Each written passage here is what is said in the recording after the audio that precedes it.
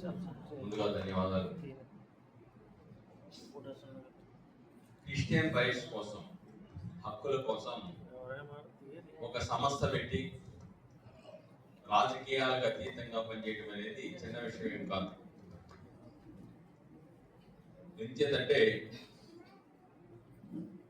రాజ్యాంగ హక్కులు అనేకం ఉన్నాయి, కానీ అవి తెలియకో తెలుసో అమలు చేయడంలో చేయించుకోవడంలో విఫలమవుతూ ఉన్నాం. ఉదాహరణకి కొన్ని అంశాలు మాత్రం నేను ప్రస్తావిస్తాను. భారత రాజ్యాంగంలో అధికరణ 14 ఉంది, 15 ఉంది. ఈ రెండు ఏం చెప్తున్నాయి? మత ఆధారంగా వివక్షత చూపించడం చట్ట ప్రకారం నేరం. అంటే మత వివక్షత అనేది ఉండకూడదు. అన్ని మతాలకు స్వేచ్ఛ ఉండాలి. అన్ని మతాలు ఎవరి అభిప్రాయాన్ని వాళ్ళు వెలిపించుకునే హక్కుని రాజ్యాంగం కల్పిస్తుంది. కానీ ఆ రాజ్యాంగ హక్కులను ఎవరు ఉల్లంఘించినా డెఫినెట్ గా అది రాజ్యాంగ ఉల్లంఘన కిందకి వస్తుందనే విషయాన్ని మనం గమనించాలి. అలాగే అనేక మంది మీరు ఇక్కడ జీవించడానికి లేదు, ఇక్కడ ప్రచారం చేయడానికి లేదు, మీరు ఇక్కడ చర్చ పెట్టుకోవడానికి లేదని చెప్పేసి జీవించే హక్కును కూడా ప్రశ్నించే పరిస్థితి అవుతుంది దేశంలో. భారత రాజ్యాంగం ఆర్టికల్ 21 చాలా స్పష్టంగా చెప్తా ఉంది. ఈ భారతదేశంలో ఎవరైనా కానీ వాళ్ళ మతాలను ప్రేమించుకోవచ్చు, వాళ్ళ జీవితాలు స్వేచ్ఛగా నివసించవచ్చు అని చెప్తా ఉంది. స్వేచ్ఛగా జీవించవచ్చు. కానీ ఆ స్వేచ్ఛతను కనుక దెబ్బతీస్తే అది రాజ్యాంగ ఉల్లంఘన తప్ప, నేరం తప్ప ఇంకోటి కాదు. అయితే ఇక్కడ చాలా స్పష్టంగా మరొకటి రాజ్యాంగంలోనే రాసుకున్నాం. భారత రాజ్యాంగం అధికరణ 25 నుంచి 28 వరకు ఉన్నటువంటి అంశాలలో చాలా స్పష్టంగా ఎవరు మనస్సాక్షికి అనుసరించి వాళ్ళు వాళ్ళ నచ్చిన మతాలని ప్రేమించుకోవచ్చు, పూజించుకోవచ్చు. ఆ యొక్క దేవతలను కానీ, లేకుంటే ఈ ముస్లిమ్స్ కానీ, లేకుంటే క్రిస్టియన్స్ కానీ, హిందూస్ కానీ, వాళ్ళ మనస్సాక్షికి ఎవరు ఇష్టమైతే వాళ్ళు పూజించుకోవచ్చు, వాళ్ళని ప్రేమించుకోవచ్చు, ఆ మతాలను పనిచేసుకోవచ్చు. ఇది కొత్తగా ఎవరో ఇచ్చిన హక్కు కాదు. డాక్టర్ బాబాసాహెబ్ అంబేద్కర్ రాసినటువంటి రాజ్యాంగంలో మొదటి నుండి ఉన్నటువంటి అంశాలు. కానీ ఆ అంశాలు అమలు జరగకుండా కొన్ని సంఘటనలు జరుగుతూ ఉన్నాయి. ఉదాహరణ, ఇటీవల కాలంలో నేను మణిపూర్ చూశాను. మణిపూర్లో అత్యధిక భాగం కొండ ప్రాంతాల్లో నివసించేటి కుకీస్ ఎవరైతే ఉన్నారో వాళ్ళందరూ కూడా అత్యధిక భాగం క్రిస్టియన్స్. కానీ దిగువ భాగంలో ఉండేవాళ్ళు హిందువులు. కానీ అక్కడ హిందూ క్రిస్టియన్ల మధ్య విభేదాలు సృష్టించి ఏ విధంగా దాడులు చేశారో మనం చూసాం. వాస్తవికత మత ఘర్షణ కాదని. ఆ కుకీస్ నివసించే మణిపూర్లోని కొండ ప్రాంతాలలో విలువైనటువంటి గనులు ఉన్నాయి. ఆ గనులకు కావలసిన పెట్టుబడిదారులు ఆ గ్రామాలని, ఆ యొక్క చర్చిలో ఉన్న ప్రాంతాలను కూల్చివేసి గ్రామాలను ఖాళీ చేసి ఆ గనులను స్వాధీనం చేసుకోవడానికి ఇచ్చిన కుట్రలో మతాన్ని ఉపయోగించుకున్నారు. కానీ క్రిస్టియన్ మహిళల్ని నగ్నంగా ఊరేగించేసి అత్యాచారం చేసి హత్యలు చేసి గ్రామాలను తగలబెట్టిన ప్రభుత్వాలు జోక్యం చేసుకోవాలా. చివరికి అదృష్టవశాత్తు అది అనేక నెలల తర్వాత సోషల్ మీడియాలో వెలుగు చూసిన తర్వాత ఈ భారతదేశ అత్యున్నత న్యాయస్థానం మీరు చర్యలు తీసుకోమంటారా, మమ్మల్ని ఎంటర్ అవ్వమంటారా అని చెప్పేసి సుప్రీంకోర్టు న్యాయమూర్తులు హెచ్చరించిన తర్వాత కొద్దిగా కథలకు ఏర్పడి కొంతమందిని అరెస్ట్ చేశారు.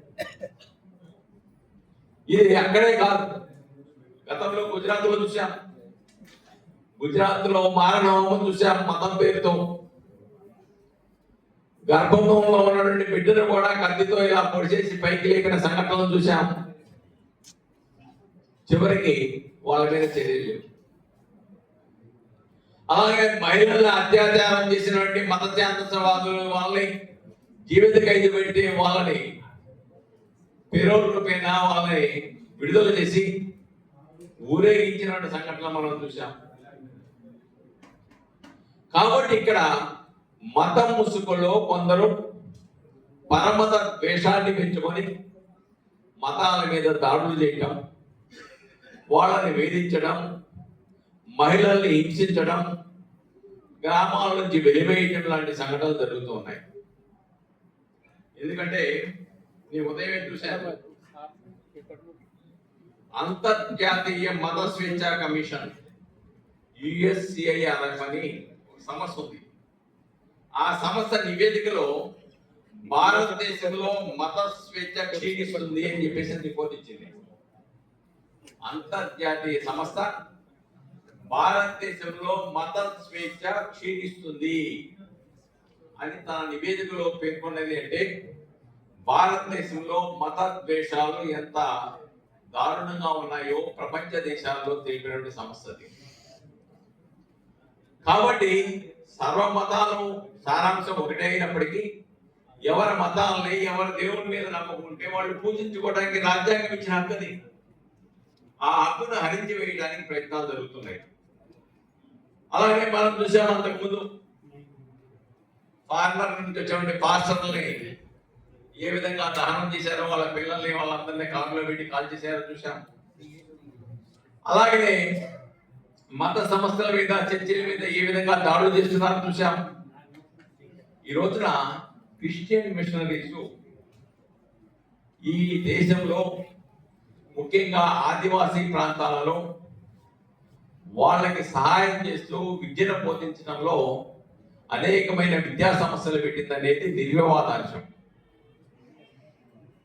కాబట్టి అటువంటి ఒకవైపున సేవా దృక్పథం ఉన్నప్పుడు, సేవా దృక్పథంతో పనిచేస్తున్నప్పుడు వాళ్ళని ప్రోత్సహించాలి తప్ప వాళ్ళ మీద దాడులు చేసి, ఇంకా మిత్రులు చెప్పారు కదా, మత మార్పిడి నేరంగా చిత్రీకరించడానికి ప్రయత్నం చేస్తూ ఉన్నారు. ఎప్పుడు మత మార్పిడి నేరం అవుతుంది? బలవంతాన కూర్చోబెట్టేసి నువ్వు ఆ మతానికి వెళ్ళడానికి వీల్లేదని ఆయన హక్కులు హరించి వేసి మత మార్పిడి చేస్తే అది చట్ట ప్రకారం నేరం. అది కొత్తగా చట్టం చేయవలసిన అవసరం లేదు, ఉన్న చట్టాల్లో ఉన్నాయి. కాబట్టి మత స్వేచ్ఛని హరించి వేయడానికి ఒక భయానక వాతావరణాన్ని కల్పించడానికి ప్రయత్నాలు చేస్తూ ఉన్నారు. రెండోది, కామన్ గా ఎస్సీస్ కనుక క్రిస్టియానిటీలోకి వెళ్ళిపోతే వాళ్ళకి ఎస్సీ రాదు, వాళ్ళు బీసీసీగా పరిగణించబడతారని చెప్పేసి ఈ రోజున ప్రయత్నాలు చేస్తున్నాయి అనేక రాష్ట్రాల్లో. మన రాష్ట్రంలో అదే పరిస్థితి. దాన్ని తీసివేయండి, ఇంకో వేరొక మతం వాళ్ళు మారినప్పుడు రానటువంటి మార్పు ఎస్సీలు మాత్రమే మారితే ఏ విధంగా మార్పు చెందుతుంది, లేకపోతే ఎస్టీలు మారితే మాత్రమే ఎందుకు ఈ మార్పు వస్తుంది? ఇది సహజ న్యాయ సూత్రాలకి పూర్తిగా విరుద్ధమైన అంశం అని చెప్పేసి ఈ రోజున దేశవ్యాప్తంగా కూడా పెద్ద ఎత్తున ఉద్యమాలు జరుగుతున్నాయి. సరే, దాని ఫలితాలు ఎలా వస్తాయో చూద్దాం. రెండోది, మన హక్కులు ముందు మనం పరిరక్షించుకోవాలి. అసలు మన హక్కులు ఏంటి? అసలు ఒకవేళ పలుకుబడితో పోలీసు వారు వచ్చేసి మహిళల్ని తీసుకెళ్ళిపోతే తీసుకెళ్ళొచ్చా? మహిళల్ని మీరు చూసిన అంశాలు చెప్పండి అని చెప్పేసి సాక్ష్యం చెప్పమని పోలీస్ స్టేషన్ తీసుకెళ్ళొచ్చా? చట్టం ఒప్పుకోవటంలా. వాళ్ళు ఎక్కడ నివసిస్తున్నారో, ఏ ప్రాంతంలో ఉన్నారో ఆ ప్రాంతానికి వెళ్ళి మాత్రమే విచారణ అధికారి విచారించాలి. అలాగే మహిళల మీద అత్యాచారం జరిగితే అత్యాచారానికి గురైన మహిళ యొక్క పేర్లని పత్రికల్లో రాయటం కానీ, వీడియోలో చూపించడం కానీ చేస్తే అది నేరం, 2 సంవత్సరాల జైలు శిక్ష. అలాగే మహిళల పిల్లల్ని పట్టుకెళ్తే అది చట్టవిరుద్ధమైన అంశం. ఒకవేళ మహిళల పిల్లల్ని పోలీస్ స్టేషన్లో ఉన్నవాడు పట్టుకెళ్తే మరింత నేరం. కాబట్టి పిల్లల హక్కులు, మహిళల హక్కులు, ప్రజల హక్కులు. ఒకవేళ మన ఇంటికి వచ్చి పోలీసు వాడు అరెస్ట్ చేస్తా ఉంటే మనం వాడిని ప్రశ్నించాలి. నువ్వు యూనిఫామ్ లో వచ్చావా లేదా? నీ నేమ్ బ్యాడ్జ్ పెట్టుకొని వచ్చావా లేదా? ఏ కేసులో అరెస్ట్ చేస్తున్నావు? ఎవరు ఫిర్యాదు ఇచ్చారు? ఏ పోలీస్ స్టేషన్ వచ్చారో ఇది చెప్పాలి. ఒక వ్యక్తిని అరెస్ట్ చేసిన తర్వాత వితిన్ 24 hours లో కంట్రోల్ రూమ్ లో నోటీస్ బోర్డులో పలానా వ్యక్తిని అరెస్ట్ చేశాము, పలానా చోట ఉన్నారని చెప్పాలి. ఇవన్నీ కూడా ప్రజల హక్కులు. అది తెలియనంత కాలం, ఎందుకంటే సుప్రీంకోర్టు తీర్పులు చెప్తా ఉంది 7 సంవత్సరాల్లోపు శిక్ష పడే నేరాలను ఎవరిని అరెస్ట్ చేయడానికి లేదు. 41 నోటీస్ ఇవ్వాలి, కోర్టులో తెలుసుకోవాలి. ఇలాంటి అనేకమైన హక్కులు ఉన్నప్పుడు కూడా ప్రాథమిక హక్కులు, ఆ హక్కులను మనం పరిరక్షించుకోలేకపోతా ఉన్నాం. అందుకే ఇటువంటి సమస్యలు అవసరం, ఆవశ్యకత ఉంది. ఎక్కడైనా క్రిస్టియన్స్ మీద, మత ప్రాంతానికి మీద దాడులు జరిగితే చట్టపరమైన చర్యలు ఏం తీసుకోవాలి? మైనారిటీస్ సంబంధించినటువంటి కమిషన్స్ ఉన్నాయి, మానవ హక్కుల కమిషన్స్ ఉన్నాయి, జాతీయ రాష్ట్రాల్లో ఉన్నాయి. వీటన్నిటికి కూడా అక్కడ ఫిర్యాదులు ఇవ్వవలసిన అవసరం ఉంది. ఎక్కడైనా ఏ మత సంస్థ మీద కానీ పరమతం దాడులు చేసి తద్వారా మతం యొక్క స్వేచ్ఛను కానీ ఆ మతానికి ఉన్నటువంటి వ్యక్తుల హక్కులను కానీ హరించి వేస్తే ఆ సంస్థలకు ఫిర్యాదు చేయాలి. వెంటనే పోలీసు వాళ్ళకి ఫిర్యాదు చేయాలి. పోలీసు వాళ్ళకి ఫిర్యాదు చేసిన తర్వాత చర్య తీసుకోకపోతే ఉన్నతాధికారులకు ఇవ్వాలి. అది కూడా తీసుకోకపోతే రిజిస్టర్ బుక్ లో పంపాలి. రిజిస్టర్ బుక్ లో కూడా చర్య తీసుకోకపోతే ఇందాక ఆయన చెప్పినట్టుగా సమాచారం చెప్పాను ఉపయోగించాలి. నేను పలానా తేదీన మీకు పలానా ఫిర్యాదు ఇచ్చాను, ఆ ఫిర్యాదు మీద ఎవరు విచారణ చేస్తున్నారు, ఏ అధికారి చర్య తీసుకుంటాడు, ఇప్పుడు ఆ ఏ స్టేజ్లో ఉంది, ఎంతమంది సాక్షులను విచారించారు, దానికి సంబంధించిన పూర్తి సమాచారం తీసుకోండి. మీ శాఖ నియమ నిబంధనల ప్రకారం 20 రోజుల్లో దాన్ని పరిష్కరించాలి. అలా పరిష్కరించకపోతే అతని మీద ఏ అధికారి ఎటువంటి చర్యలు తీసుకుంటారో అధికారి పేరు, హోదాతో కూడిన పూర్తి సమాచారం కావాలి. పెట్టండి, ఎందుకు మీరు ఇచ్చిన కంప్లైంట్ కథల్లో చూడండి. కాబట్టి పరిష్కార మార్గాలు ఉంటాయి. చట్టపరమైన పరిష్కార మార్గాలు మనకు తెలియకుండా మనం ఎంత ఉద్యమాలు చేసినా, ఉద్యమాల ఒక భాగం, చట్టాలు తెలుసుకోవడం 2 భాగం. ఈ రెండు పట్టాలు లాంటివి. ఒక పట్టా మీద ట్రైన్ నడవదు. 2 పట్టాలు ఉంటే మాత్రమే నీట్గా, స్పీడ్గా దానికి కావాల్సిన స్పీడ్లో వెళ్తుంది. కాబట్టి ఆ దిశలో ముందు చట్టపరమైన హక్కులు తెలుసుకోవాలి, రాజ్యాంగపరమైన హక్కులు తెలుసుకోవాలి. రాజ్యాంగపరమైన, చట్టపరమైన హక్కులను ఉల్లంఘిస్తే మనం ఏ విధంగా ప్రశ్నించాలి, ఏ విధమైన చర్యలు చేపట్టాలో తెలుసుకోవాలి. తద్వారా మన హక్కులను మనం పరిరక్షించుకోవడం, ఇలాంటి సమస్యలు మనకి సహకరిస్తూ ఉంటాయి. కాబట్టి డెఫినెట్ గా ఆ దిశలో మనం ఆలోచించాలి. అవసరం అనుకుంటే మనం ఈ రోజున ఏఐ వచ్చిన తర్వాత డెఫినెట్ గా ఏది కొట్టినా కానీ నెట్లో వచ్చేస్తుంది, దానికి పరిష్కార మార్గం వచ్చేస్తుంది. మీరు సెక్షన్లు అడిగినా సెక్షన్లు వచ్చేస్తా ఉన్నాయి. కాబట్టి మీకున్న సమస్యని మీరు దాంట్లో తెలుగులో చెప్తే మీ తెలుగులో సమాధానం వచ్చేస్తా ఉంది. కాబట్టి మీ సమస్యకి పరిష్కారాన్ని టెక్నాలజీని కూడా ఉపయోగించండి.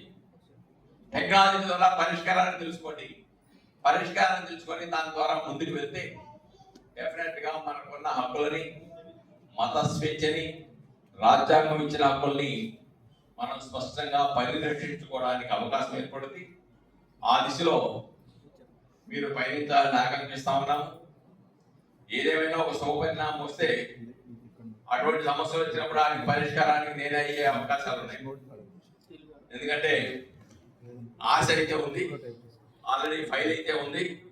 మానవ హక్కుల కమిషన్ మెంబర్గా ప్రభుత్వం నియమించబోతుందనేటువంటి పరిస్థితి ఉంది. సీఎం గారి దగ్గర ఫైల్ ఉంది. కాబట్టి అదైతే డెఫినెట్గా మీ హక్కులు ఉల్లంఘించబడితే డైరెక్ట్ గా నేనే ఆదేశాలు ఇచ్చే పరిస్థితి రావచ్చు.